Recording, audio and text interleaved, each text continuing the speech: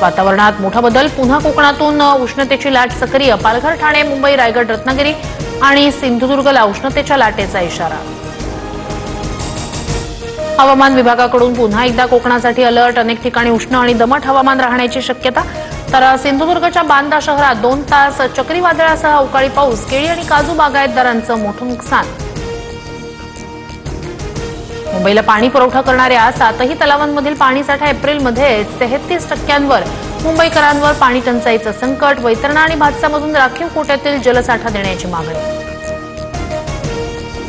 मध्य रेल्वे आणि trans harbour मार्गावर आज मेगा ब्लॉक, विविध अभियांत्रिकी आणि देखभालीच्या कामासाठी ब्लॉक, पश्चिम रेल्वेवर कोणताही दिवसकालीन ब्लॉक नाही।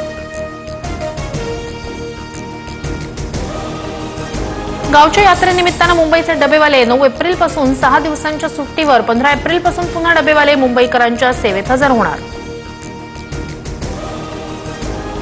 अमेरिकेत डोनाल्ड ट्रम्प आणि एलन मस्क यांच्या विरोधात बोस्टनमध्ये जनता रस्त्यावर, ट्रम्प यांची धोरणं आणि मस्क यांच्या वाढत्या प्रभावाविरोधात अमेरिकेची जनता आक्रमक।